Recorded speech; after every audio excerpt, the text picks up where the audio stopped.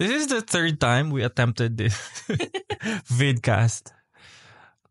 Finally, we're not on the road. Yeah, I film think this. mas okay. Like, yung mga trinay kasi natin, hindi... All failed. kasi nga hindi stable yung setup, yung mamount lang yung camera sa car, tapos hindi pala maganda yung angle, tapos kumakaskas pala yung microphone sa mga damit or sa belt. Yeah. So, hindi maganda kahit na sobrang random or impulsive na parang hindi siya okay. Yeah. Anyways. Bakit wala tayo last week? So busy. Oh my so goodness. busy. Valentine's Day kasi. Yeah, actually, we went to... that's Valentine's. Like, that's 14. We went to Omakase restaurant.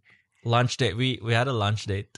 Kasi ayun lang yung time natin for Yeah. Habang nasa school si baby, tumakas kami ng date. So, for lunch date. That Omakase restaurant. Oh, it's so good.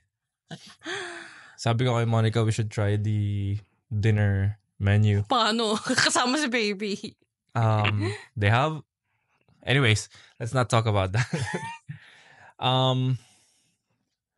How's your February so far? Me? Yeah. Malamig. Hindi mo yung snow sa labas. As you can see. Ewan ko kung kita sa camera, pero wild yung snow sa labas. There's a snowstorm. Yeah.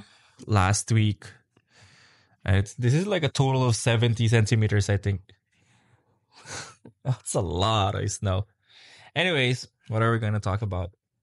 So, may topic tayo. Kasi sabi ko, nag-iisip ako ng mga parang post-Valentine's topic. Kasi, supposedly, ang ganda nga naman sana kung meron kaming episode nung Valentine's Day dahil perfect yun, di ba? Ang daming pwedeng pag-usapan. But anyways, parang palagi namang Valentine's ang mga topic natin. So, post-Valentine's na lang. Post-V-Day. Post-V-Day. Ano yung pinili mo? Ang dami kasi options The 26th. Si Jed ang pumili. Okay. Ang sabi, pinilit pero hindi masaya. Forced Valentine's dates. Yeah. Have you ever gone on a date just because it was Valentine's but didn't really want to? Let's talk about awkward experiences. Obviously, from the past. Pero ikaw, sama mo kung may awkward ba tayong Valentine's Day. Actually, since you went here. Hindi naman tayo lumalabas ng Valentine's Actually, hindi kami lumalabas ng Valentine's. Nagluluto lang sa bahay. I'm always cooking at home. Yeah. So, wala. Pass No, talaga. last year we went for a Japanese restaurant also. Yeah, but that's buffet. Yeah. With baby. This year, tayo Japanese dalawa lang. again, but it's omakase. Oh, we love Japanese food, so. Yeah. Anyways, actually, wala naman ako ganun kadaming experience sa Valentine's Day. Ikaw, for sure, madami. Naniniwala. For sure, madami ka dahil... Sa isang Valentine's Day, mga 4 yung date. Whoa. That's too much, man. No, do you... Actually... Before? Meron nga bang awkwardness? Wala naman kasi, di ba ako kasi kapag nasa interrelationship ako, long term, so, for sure, sa yung mga naging ex ko, yung wala lang, sobrang normal na lang kasi every week ka naman lalabas. So, wala nang special for Valentine's. Bakit parang lagi kang may girlfriend? Wala kang yung parang labas lang kayo, gano'n. Wala. Never ako naging single eh. Hindi na babakante. Actually, never ako naging single. No, lang. I mean, ito yung pumunta ako dito. kabataan mo, gano'n. Talagang lagi kang taken, gano'n. Yeah. From, fourth year high school. So, yun, long term yun. Taon yung Valentine's mo, may fix kang date. Yeah. Hindi ka talaga makaka-experience ng awkward doon kasi kayo nung tao eh. Yeah. Pero ang... Bakit ito yung topic? No. Ang sinasabi ko nga is, the Valentine's Day is, ginawa lang naman ng Valentine's Day for diba? Wala naman talagang, it's just for social whatever. It's just for businesses. Really, like, Sino ba nagpauso ng Valentine's Day, di ba?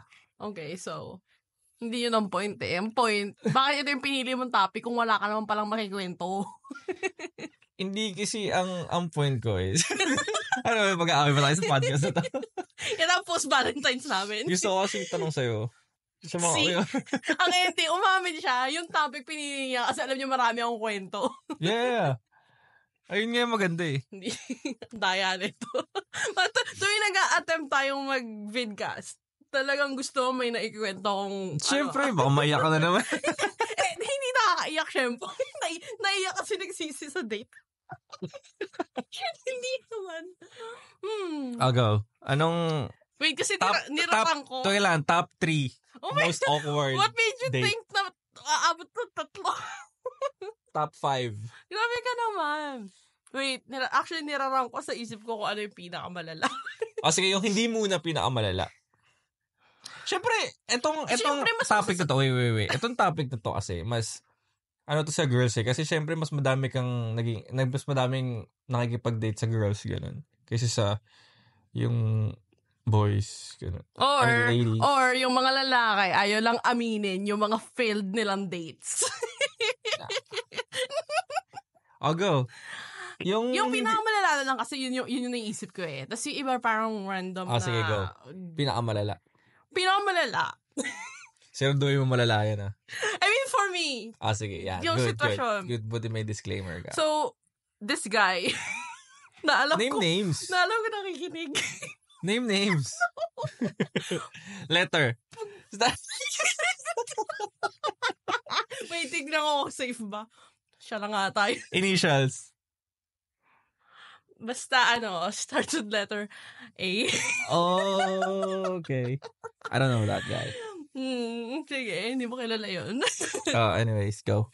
Tapos, so, dating lang Walang commitment. Hindi tayo, nanliligaw ka nga lang. Tsaka ito nga yung, I don't know how many times ko nang na-share sa inyo na dumaan ako sa point ng buhay ko, lalo na nung, alam mo yung peak ng pagkadalaga na ayoko mag-boyfriend. So, pero sige, I go out with people. Ganyan. So, aware naman siya na wala pa kami doon. Alam mo yun, we're not yet there. Labas-labas lang tayo. Kain, movie, ganyan. Valentine's Day. So, dinami-dami ng araw. Valentine's Day niya ako gustong pakilala sa magulang niya. Yun, meet the parents agad. So, ito ba, alam mo yung taken ka by surprise na after yung kumain, biglang gusto ko makilala na mami. Ang tanda-tanda mo na. Pinaalam mo yung Valentine's date mo. Ngayon ang ending. Hindi ko alam kung paano nangyari. Siguro sabi niya may Valentine's date ako eh. Boli ka pangalan niya eh. Siguro sinabi ng magulang niya, pakilala mo nga sa amin niya pagkatapos ng date niyo. So, hindi ko siya na-expect. Alam mo yun? Okay. Usually kasi after ng dinner namin, gigimik pa kami. Yung mga ganon. With friends, ganyan. Biglang, gusto mo pakilala sa magulang mo? Hindi nga tayo. Okay. So, for me, yung awkward yun. Awkward yun. And I couldn't say no. Ito, sorry na lang talaga pag narinig niya to. Pero feeling ko aware naman siya kasi may family guy. I mean, mama's boy. Pero strict din si father. Kilala ko na sinasabi mo. Ang laki-laki mong tao, ganyan ka. Yeah. So, alam mo yun, sobrang tight ng family nila. To the point na hindi pa tayo, gusto mo na akong pakilala sa buong family mo. Tapos parang since sinabi yun ng parents niya, I don't know how the conversation went, kung paano siya sinabihan na pakilala mo sa amin yung babaeng yan. He couldn't say no. Kasi he could have said, hindi, may lakad kami after, or saka na lang. Di ba pwede mo naman sabihin yun? Talagang mas pinili niyang maging awkward for me na, sige na, gusto kang makilala nila mama. Of all the times, ba't ngayon? Hindi ako prepared. Gets mo? Tsaka wala pa tayo doon. Yun yung akin. Okay. So parang mas lalong naging awkward. Tapos parang lalo tuloy, parang for me yung sitwasyon na yun, because I wasn't open to like entering a relationship nga. So lalo mo pang ginawang awkward for me, lalo akong nailang. Yeah. Bakit ganon? Hindi ka pa nga kilala ng magulang ko. Ako pa pakilala mo na sa magulang mo. And knowing na tight yung family nyo, di pag hindi tayo pala nag-work, baka magalit to sila sa akin. Diba? So, yun, super awkward yun sa akin. Like, I know it's nothing funny or whatever, pero for me, it was a terrifying moment kasi no way I'm going to meet your parents and you're putting me in a position that I can't say no. Mhm. Na parang magagalit sila pag hindi ako sumipot. Yeah. So, diba? Oh well. It kind of adds like, you know, there's this funny factor when you know the person. Yeah. So, since you know the person, Yeah, true. kasi guys, basketball player yun. Anyways, dun sa topic naman kasi, like, yung iba is like, yung tanong is, kung napilitan lang ba? Paano kunyari kapag couple na kayo, so for example, tayo na. I mean, tayo naman. I mean, for example, boyfriend, us. girlfriend. Or sabihin natin kahit married. What if the guy doesn't want to celebrate Valentine's Day, but the girl wants to? Mm-hmm. Diba? So, personal opinion. Yeah. It's hard for me to answer that because hindi pa naman ako naka-experience ng ganon. Nasa point, ang mga past stories ko nga, even past, and then with you, alam mo yung talagang, ina-acknowledge yung Valentine. So, I don't know pag realistic na nandiyan yung sitwasyon. But, let's say, ayaw mo kunwari, gusto ko. Okay. Mas marami akong time gumawa ng mga bagay sa bahay. Kasi, yung iba, it's big deal for them. You know, anong mas big deal pa? We don't have to celebrate, but I need to get my gifts. Actually. May mga ganun. Actually. I mean, kung ganun talaga, kung ayaw ng love language nyo, receive gifts. Kaya yan. Pero kasi, like, minsan sa social media, sobrang big deal yung pag lalo mag-flex. May mga girls na parang ang haba ng hair nila, pag ito yung na-receive nila, ipa-flatlay nila yung bouquet, yung alahas, yung sorry kung may tatamaan. I'm not mocking you. Good for you, di ba? Yeah. Pero it's just funny na yun yung nade-display sa social media, and because of that, parang nagiging domino effect siya na may mga ibang tao, it depends, dalawang klaseng tao kasi yan may inggit. Mm-hmm. So, they will feel bad for themselves. Yung iba naman, parang, they will compete na, yan ang na-receive mo. Wait, pipicturean ko yung niregalo sa akin ng boyfriend ko. Popost ko din. So, alam mo yun. Yung iba naman, lang din talaga na, tipong, that's so sweet. Yeah. May iba naman dyan na parang nakaka-appreciate lang. Sige, audience lang kami dito. The ship is sailing. Yun lang yung rin, yung, ewan ko ba kung bakit, kung bakit nga naman. Dapat kasi nga araw-araw yan I mean, hindi naman sa araw-araw, pero like, tayo, for example, we can go out. Like, we can celebrate like, Valentine's Day every week. Yeah. So, nakakatawa lang kasi kapag may nakikita ako sa social media na like, it's Valentine's. Like, where do you... Yun yung special. Yeah. I think it's just a matter of like acknowledging the event. Naging na lang na siya. Naging parang nakasanayan or whatever. And to me, it depends na lang sa tao if you're gonna make a big deal out of it or hindi. Kasi kung may gano'n, let's say kunwari ganun ako, baka yung mga past year, lalo na yung wala pa si baby, pero hindi tayo nag-celebrate sa labas, dapat inaway kita. Yeah. Hindi siya for me Tsaka syempre, galing kami sa LDR, alam mo yun, tagal nating hindi magkasama, hindi kami nakapag-date ng boyfriend-girlfriend lang. Yeah. Diba? So, hindi siya, sa akin, hindi siya big deal sa akin. And also, like, usually, like, pag may work, diba? So, siguro bonus na lang talaga pag, katulad last week. Last week lang ba? Tama, last week. Friday. Yeah, it falls down sa Friday. Yeah. Bakante ka. Yeah, walang work. So, dami-naming time nun. Nagkaroon ng time, yeah. Yeah. Uy, sobrang grabe yung araw na yun. Ang dami-naming activities. Hindi ko pa na-edit yung vlog. Ako rin mag-edit pa ako ng Sa'yo yung restaurant lang diba? Sa akin yung whole day. Yung activities namin. Yeah. So, magkaiba kami ng perspective. We went to the well after. Yeah. So, diba, share ko na lang sa link sa bio. Ay, sa description. All in guys, subscribe. Well, yeah. So, ikaw, wala ka namang ma-share na awkward or something na napilitan ka. Ayun playing safe actually, sa memory ko, Wala. Siya yung namili ng topic para ako yung mag-share. Sobrang, Pero siya play safe. hindi sa play safe, pero kasi, wala talaga akong maalala. As in, kasi parang, kung meron, tinan mo ikaw, yung sa awkwardness mong ganun, naalala mo agad. Kasi talagang, naramdaman ko yung yung mga last bite na, siguro last 2 bites na lang nung kinakain ko yun. Pasta yun eh. Biglang, uy, gusto ko ba mamit yun? Ha? Saan kayo kumain nun? Sa naman na to lang, random na, London. Ba yun? Anong resto? Basta! Ano? Hindi ko na kasi alam yung pangalan. Alam ko yung location, hindi yung pangalan. Wala na nga ata yun ngayon dun eh. Pero basta, napaka-awkward talaga nun. Tapos parang, nilagay ka sa posisyon na you can't say no. So, yun yung naisip ko nung sinabi mo kasing parang napilitan eh. Binigyan ka ng flowers. Ano man siya? Yes. Anong flowers yun? Yung favorite ko. Hindi yan. Carnation. Alam. Duh. Sabi ko sana tulips eh.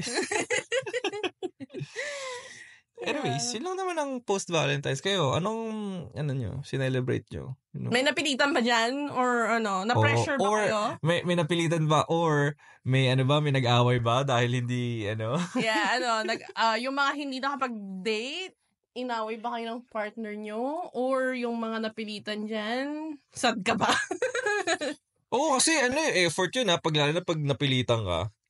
Kasi, mag-e-effort yun ng time, maglalabas ka ng money, syempre. Yes, for sure. Tapos, labag sa loob mo na like, Valentine's Day, blah, blah, blah. So, yeah. Hindi masaya yung Valentine's Day pag gano'n.